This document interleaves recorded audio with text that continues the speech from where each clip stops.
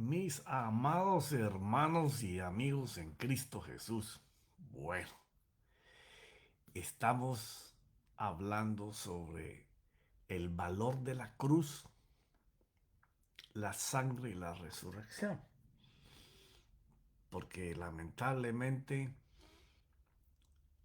la mayoría hemos aprendido de una fe solamente para nuestro yo, para que supla nuestras necesidades y vivir placenteramente gozando de todo en esta tierra. Perdón, me está picando un ojo. Pero esa es la consecuencia que debe de darse al vivir el plan de Dios. Entonces, por eso el apóstol Pablo decía ahí en Romanos que si nuestra esperanza en Cristo solamente vale para disfrutar en esta vida, somos los más desdichados de todos los hombres, porque ese es el tema central de lo que es la cruz. ¿Por qué? Porque desconociendo esta fe puesta en esa cruz, en esa sangre y en esa resurrección, nos perdemos de la verdadera herencia del Señor. Por eso Pablo enfoca el ministerio de la gracia en base a esos tres hechos: la cruz, la sangre y la resurrección. Eso era lo que Pablo debatía en todos los lugares donde él iba. ¿Ya? Ese sacrificio, esa sangre y esa resurrección nos daba un poder de vida muy parecido, semejante al mismo que el Señor Jesús había logrado. Y que eso era lo que debíamos de perseguir. Que si solamente estábamos buscando la benevolencia y la clemencia y la justicia de Dios para vivir en las necesidades de esta tierra, que éramos de los más miserables de todos los hombres. Entonces él hace una expresión ahí en Gálatas 2 que dice: con Cristo he sido crucificado. Ahora, Pablo está hablando de que él estuvo allí en esa cruz. Pero ¿en dónde? Si ahí no estaba sino el Señor Jesús.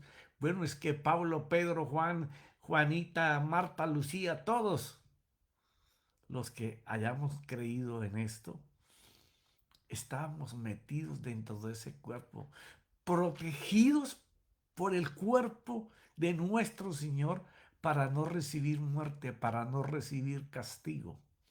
Fue algo que fue muy claro para el apóstol Pablo y de lo cual podía debatir claramente con todos los que querían hacer obras en su cuerpo físico para alcanzar cosas con el Señor.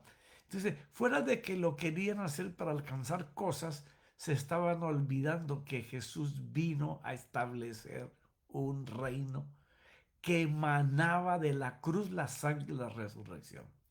Entonces, por eso él habla de que él estaba crucificado ahí, que ya no soy yo el que vive. O sea, ya lo que yo hago aquí en la tierra no es buscando los placeres y las necesidades que tengo aquí.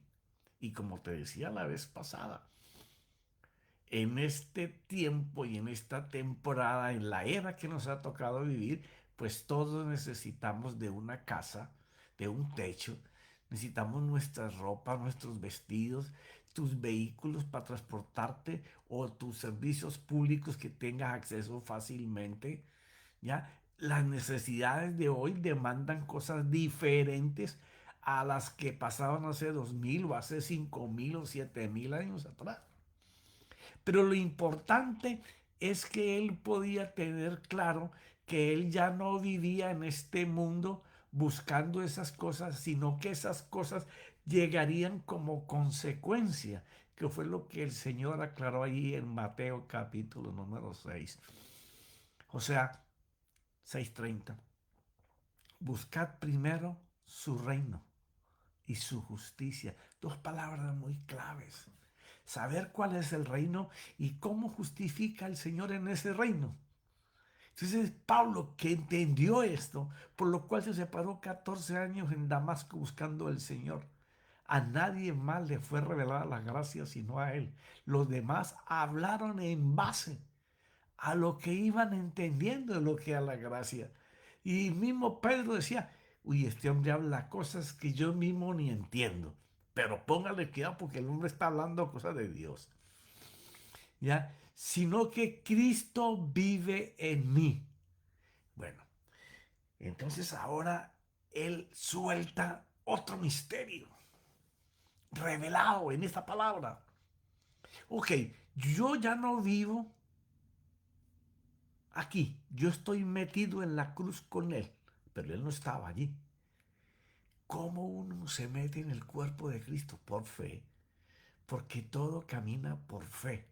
Entonces, ¿cuál es la obra de fe en ese momento? Verte metido en el cuerpo para ser protegido de la muerte, para ser protegido del castigo y para recibir la justicia. ¿Y para qué? Para que la vida que vas a vivir aquí, ahora la vivas no conforme al hombre viejo, aprendido de cosas y mañas y hábitos que no producen esa vida, sino que vivimos aquí conforme Cristo.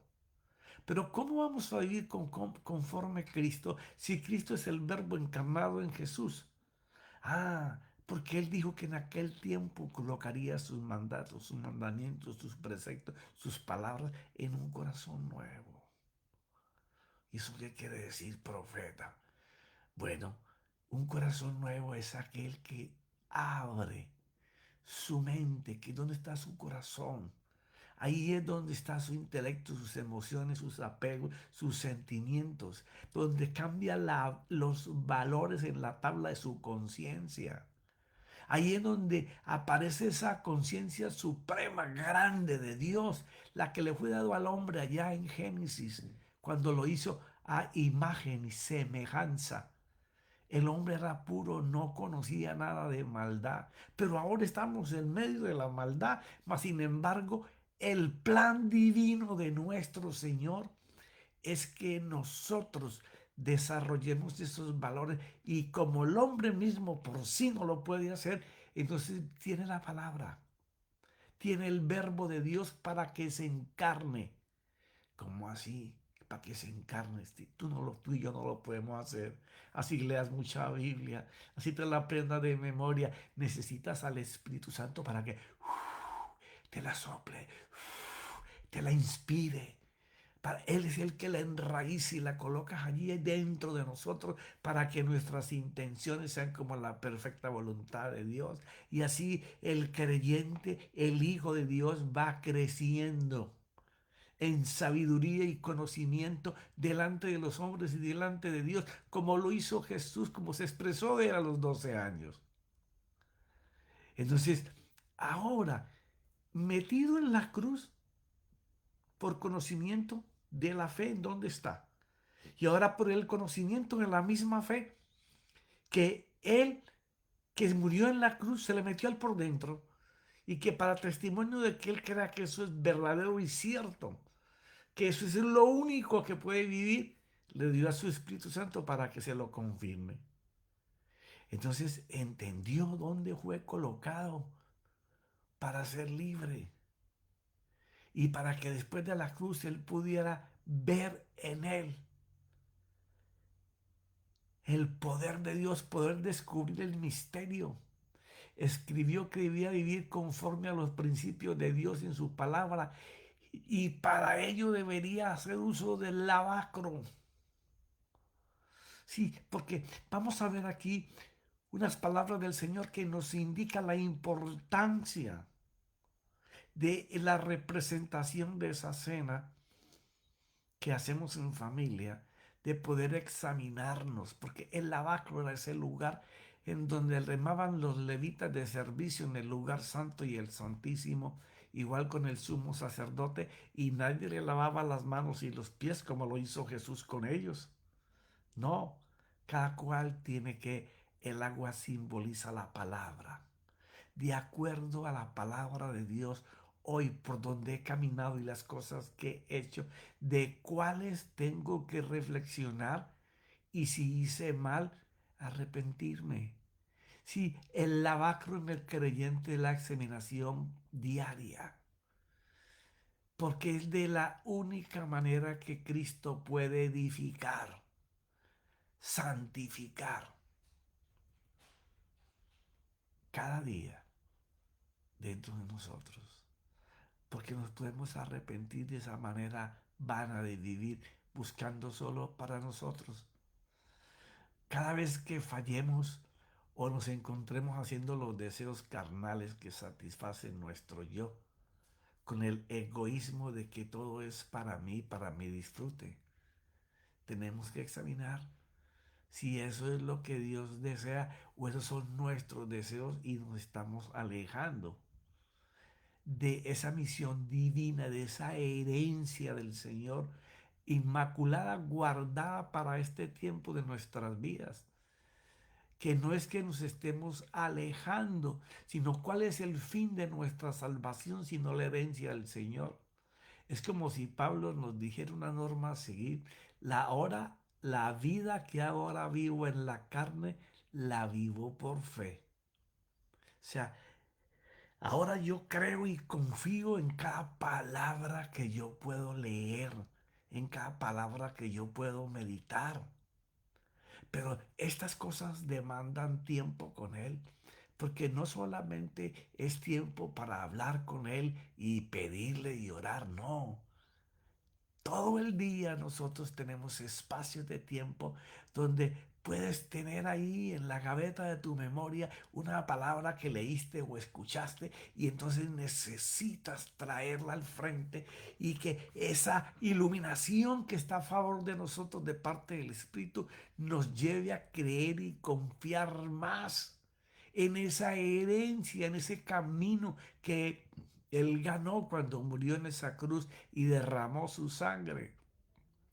Y la resurrección es la confirmación de que Él lo hará y de cuánto Él me amó y se entregó a sí mismo por mí. El vivir en un mundo sistema donde solo abunda el pecado se debe caminar examinándolo todo diariamente para desechar lo malo. No dejes pasar que la chatarra, la basura del mundo se acumule en tu mente y haga nido en tu corazón y mañana le pones más paja a ese nido para que siga creciendo y la serpiente sigue colocando huevos para hacer crecer el mal. No, aprendamos a desechar lo malo. Cuando aprendamos a desechar lo malo, tendremos a un Dios feliz que está viendo que todos los días purificamos nuestra casa espiritual, apartándonos de las cosas que no queremos que nos estorben o nos atrasen. Por eso Pablo, cuando desarrolla la cena del Señor, hace mucho énfasis en partes muy puntuales. Porque para nosotros hay muchas congregaciones que solamente hacen la cena una vez al año, otros 2 veces al año, otros lo hacen cada mes o cada semana muy religiosamente, pero sin saber el contenido de lo que significa realmente esa cruz, esa sangre y esa resurrección. Porque es cuando entendemos, cuando el misterio se nos revela, es que de verdad comienza a crecer la gloria de Dios en nuestro interior. Cuando Pablo comienza a explicarlo en base a lo que el Señor Jesús hizo en la última cena con sus discípulos, en donde no solamente le lavó los pies y les dijo que no era necesario lavarlos más porque ya la palabra los había limpiado, refiriendo que a los pies es lo que por los senderos que tú caminas diariamente, examínalos, ¿ya? Y yo te lavaré los malos pasos de ese día. Ese es un significado precioso. Yo te lavaré los pasos malos de cada día que tú hagas. Me pondré la toalla y te limpiaré de nuevo. ¿Ya? Entonces Pablo, uniendo todo eso y que yo soy la carne que debe de comer y que yo soy la sangre que debe beber, comienza a desarrollar todo este tema.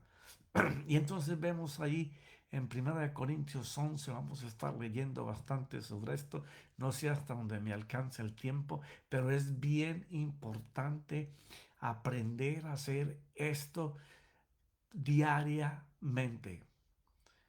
Profeta, y entonces yo debo hacer la cena del Señor diariamente. Bueno, lo vamos a ir viendo a través de la escritura. No se trata de lo que haces en la congregación y la solemnidad que se le da al comer el pan, y algunos lo muerden, otros nada más lo mojan y lo disuelven en la lengua y después se toman la copita de vino y representan que ese es el cuerpo y la sangre del Señor, pero no saben ni lo que están haciendo. ¿Ya? Entonces Pablo dice ahí en el versículo 23, porque yo recibí del Señor lo mismo que os he enseñado. O sea, Pablo le está hablando a una gente que había alcanzado un camino grande en los dones del Espíritu Santo, pero se habían apartado del fruto por estar discutiendo en doctrinas y cosas de esas. Se han vuelto religiosos. Hacían algo, pero ya fuera del contexto divino. Que el Señor Jesús, la noche en que fue entregado, fue traicionado. Porque esa noche no es tanto de que la entrega la representa la traición. Es que es cuando estamos caminando, pero no sabemos que lo estamos traicionando, porque los hechos de nuestra vida enseñan lo contrario a lo que Él dice que debemos hacer. Tomó pan, no dice tomó varios panes para repartirlos entre ellos, no, tomó un pan. ¿Por qué? Porque era Él. Yo soy el pan de vida. Él no tomó, así, hay varios panes que dan la vida. No, yo soy el único pan que da la vida. Tomó un pan y después de dar gracia. ¿Por qué gracia? ¿Por qué dar gracia? Todavía ni lo había hecho y mira lo que significa. De dar gracias al Padre por lo que haría con su cuerpo. O sea, el pan es su cuerpo. Al recibir el castigo por los pecados de los hombres que se iban a arrepentir, aún los que ni lo iban a ver crucificado, pero los que vendrían, que creerían y confiarían en que Él hizo eso. O sea, está representando que ese pan que cogió en sus manos y lo repartió entre todos, una representación de que ese perdón está para todos y en el mundo entero. El que pueda creer y confiar que los pecados cometidos hasta el momento del encuentro y después en el curso de su vida están dentro del cuerpo del Señor, porque es un santo, santo, santo, sin ninguna falla, que fue a la cruz, pero recibió un tremendo castigo para justificar a todos los que vendrían, inclusive el que estaba al lado en su madero, que lo reconoció como Señor. Y le habló al compañero, usted es inocente, pero nosotros tenemos pecado. Señor, acuérdate de mí. Y él dijo algo clave ahí. Te dijo, hoy estarás, que es un verbo en futuro. No es que ese día iba a estar con él en el paraíso, no. Te digo hoy, estarás. O sea, Dios, Jesús, nuestro Salvador, le está diciendo al compañero de la cruz que por haber creído que Él era el Señor, en un día futuro iba a estar con Él junto. Y entonces dice, al Padre que lo haría en su cuerpo para recibir el castigo de los pecados de los hombres arrepentidos, lo partió y dijo, este es mi cuerpo, es para vosotros. ¿Quiénes están con él? Sus discípulos. ¿Quiénes eran sus discípulos? Los que creían que él era el Mesías, el Cristo enviado para salvar. O sea, tú puedes estar comiéndote un pedazo de pan en tu congregación o hacerlo individualmente, pero si tú no sabes lo que significa, tú estás haciendo algo que para ti no tiene ninguna validez. Esto es cuerpo que es para vosotros, este es mi cuerpo. Haced esto en memoria mía. O sea, recuerden siempre el valor que representa este sacrificio que estoy haciendo aquí al partir el pan y dárselo. No es que mi cuerpo será partido porque de él no se partió absolutamente nada. No, simbólicamente es el sacrificio desde que comenzaron los azotes y las bofetadas y donde fue latigueado hasta la cruz y corona de espinas. O sea, recuerden siempre, hagan recuerdo de que yo pagué por el pecado. Usted, no importa lo inmenso, lo grande, lo profundo y horrible y fangoso que sea tu pecado. Ponle valor a mi sacrificio. Recuérdate siempre, haz memoria. Llévalo bien puesto dentro de ti. Por eso es el que continúa pecando, así inmunda la cruz, no le da valor. Entonces dice, de la misma manera tomó también la copa después de haber cenado. ¿Por qué? Porque tenemos que entender la cultura judía primero. Para ellos era normal comer pan antes de cenar y después de cenar tomar una copa de vino.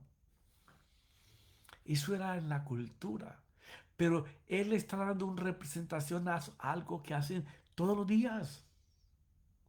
Todos los días. A lo mejor tú no comes pan.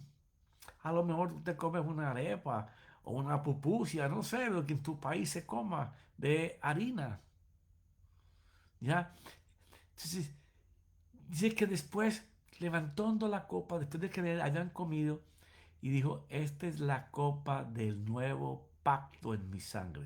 O sea, hasta antes de que yo muera, hay un pacto de ley donde tú tienes que hacer obras para ti mismo, pero como tú no te puedes matar tú mismo, se te da un cuchillo y tú degollas a una oveja o a un toro, ¿cierto? En memoria, en sustituto de tus pecados y te son perdonados por un año. Entonces, ahora yo vengo a cambiar todas estas cosas y este es mi nuevo pacto. Cuando yo muera en esa cruz y mi sangre sea derramada en toda parte, es recibir por fe todas las promesas y pactos anteriores de la bendición, de la restauración, de la misericordia, del perdón y lo más importante, la herencia divina que Cristo guardó y que conquistó en esa cruz para ser entregada, derramada en nosotros por su sangre, porque su sangre era la que liberaba al cautivo. En el cuerpo se metía el pecado, pero la sangre libertaba al pecador de opresión, de espíritus malos, de enfermedad, de tristeza, de pobreza, de lo que fuera. Él liberaba las prisiones con su sangre.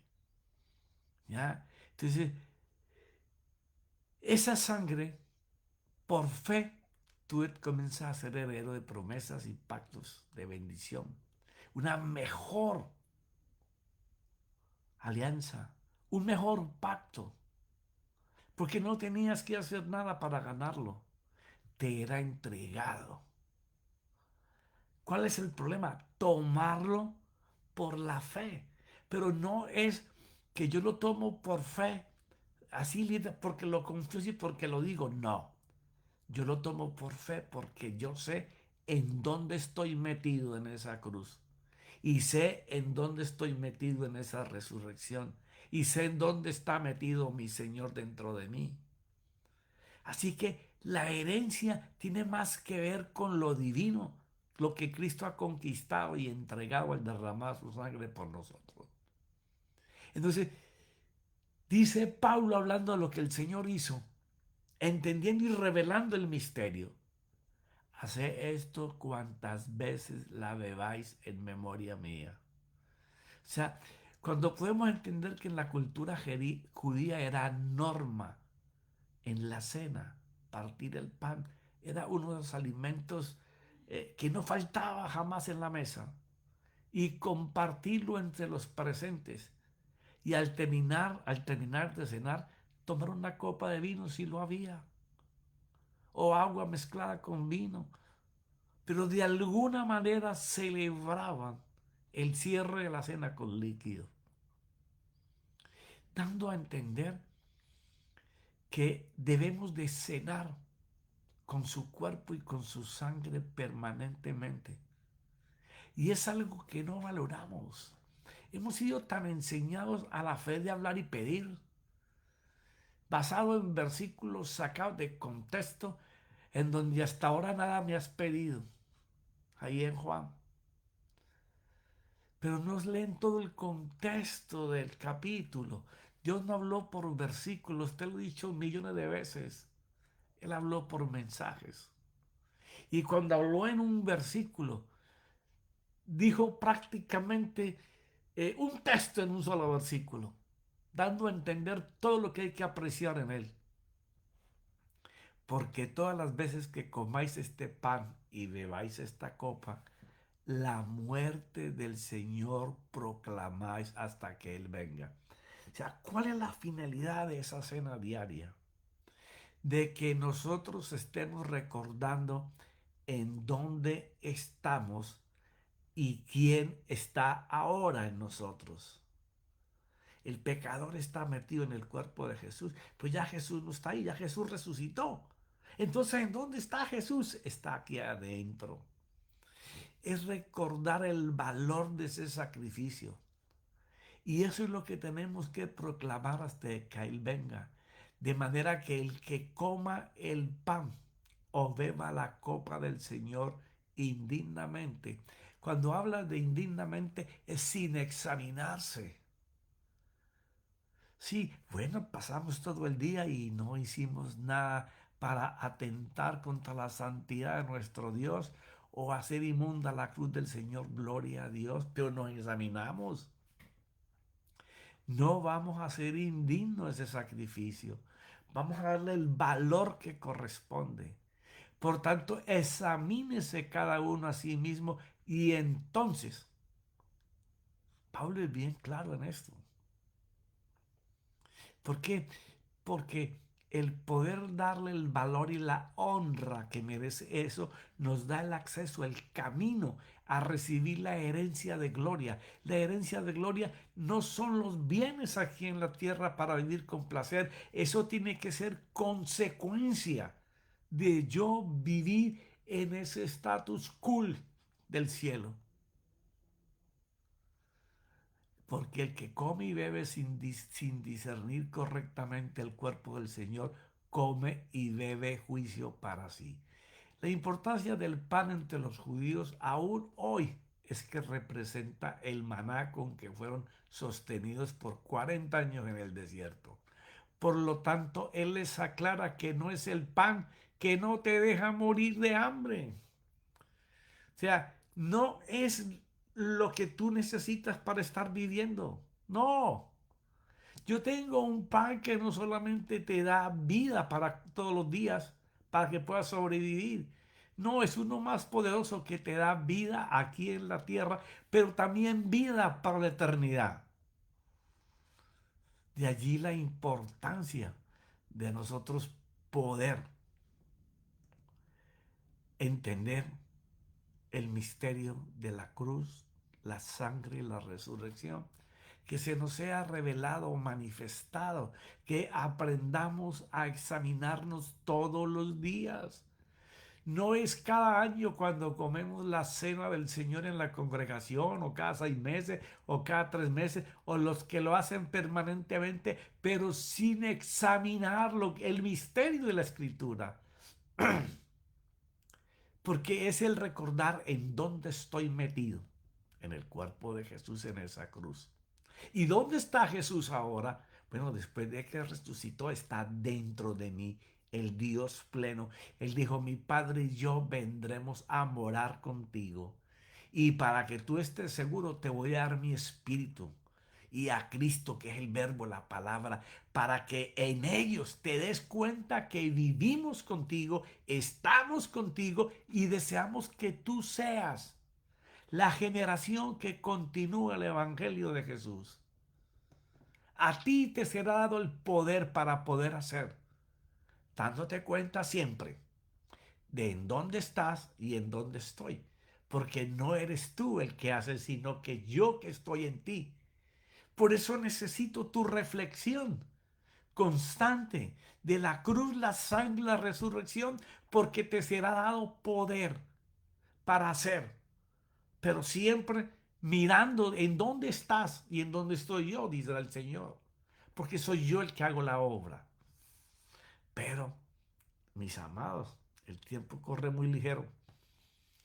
Padre, Señor mío, te doy gracias, Señor, porque contemplar en dónde estoy yo metido en esa cruz y en qué cuerpo, y que no recibí castigo ni muerte ninguna, sino que tú lo hiciste por mí, aunque yo ni siquiera hubiera nacido.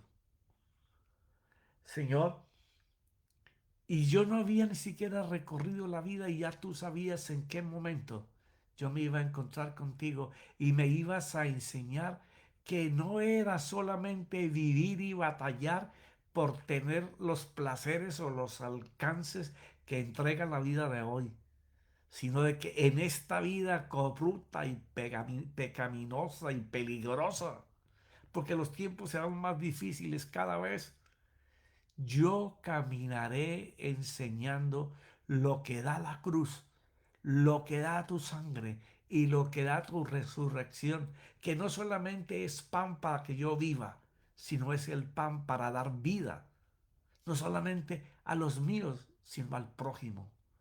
Padre, enséñame cómo reflexionar sobre este misterio de gloria que entrega tu herencia, los pactos, las promesas, los ejércitos de ángeles trabajando a favor mío para que mi caminar consiga el propósito de tu voluntad en la vida mía, la de mi esposa, la de mis hijos, la de mis nietos y a todos aquellos que tú puedas tocar a través de mi boca, Señor, y de mis hechos.